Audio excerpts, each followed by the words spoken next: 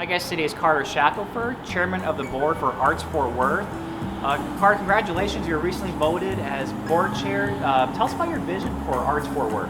I've been on the board for about 3 years, but this was an opportunity for me to really take the things that I want and I've learned over the last 3 years about the organization and expand upon them. I think the simple thing is what I've figured out is that Arts Fort Worth has done really some amazing things, but there just hasn't been enough access from the community to see that.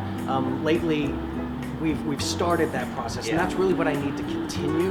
It's not that Arts Fort Worth's programs aren't good, it's that they've just not been communicated to the community the way they should be, and so that's the first thing we need to change. We have to continue to focus on exposing not just the community, but the community to specific artists. I'd love to see the outreach grow. I'd love to see the inclusion factor work, and that's not to say that we haven't. We've done a lot of things with African American communities and the Hispanic community, but the Asian community is clearly underrepresented. Native American art is definitely underrepresented. So there's groups that I think we can use this space to give them a bigger platform. Well, let's remind folks, this group used to be called the Arts Council of Fort Worth. They might still remember that name a little bit better. It's rebranded Arts Fort Worth.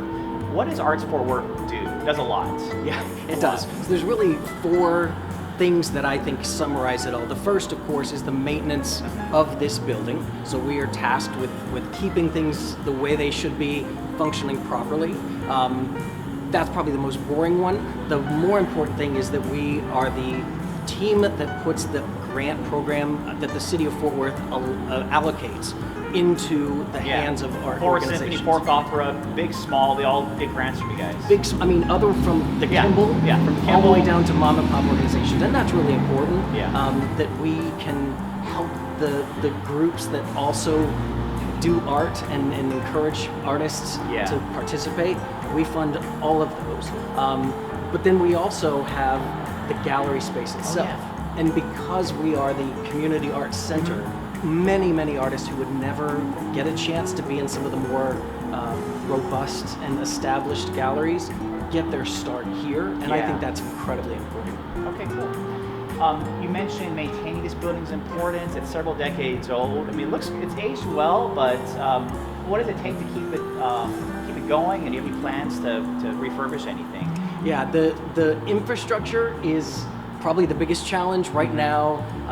We are in a process of negotiating. This is a city-owned building. For most people, they know that this was the modern art museum. It was at one point, correct. Prior to that amazing building coming in. So it's an older building, and like many older buildings, things as simple as the boilers and the heating and air conditioning are showing their age. So we have, as part of our managerial role with this building, we have to balance what the city will be responsible for versus what the organization is responsible for. But at the end of the day, it has to be done somehow or another. So I'm really going to focus on making sure that we have that defined to where we know what is the responsibility of this nonprofit versus what the city will do for their own buildings. Yeah, and it's a home for a lot of arts groups, right? There are a lot of headquarters here. That's right. And this building, it's older, so part of your job is to make sure that it stays here. There's a potential if you just totally let it fall apart, it might literally be gone. So we have to, your job is to protect this building. There's a lot of development happening around here. A lot of places might want to gobble this up, but this is a real treasure here, isn't it? There's no doubt in my mind that the ground we're standing on, Dickies, certainly them entering, parking is always an issue. Correct. Parking is not just here, but everywhere. Parking is a challenge. Would Dickies love to have this, turn it into a parking lot? Of course they would. Other mega developments right going around. So it is important, and that leads kind of back to the first thing I said, that if we do our job and let the community know the things that we're doing, the galleries we run, the live theater that we put on, all of those things have to be communicated, because if everyone knew the amount of work that was being done here, that would never be a question. And so to me, it's about the message. It's about getting the word out to people that there are amazing things happening in this building. And if we can do that, then the conversation will shift, because no one would ever go to the Kimball and say, you know what, this might be better as a parking lot. We have to get to that point too. Yeah, correct. All right. Well, you have a lot of work set for yourself, and we wish you guys the best. But it's important for folks to remember that this is the home for a lot of arts groups or a lot of shows. This is kind of the heart and soul of Forward's. It is the heart and soul of Forward's cultural and artistic scene. It's right here on these grounds, and you're in charge of maintaining that. And again, we wish you guys the best.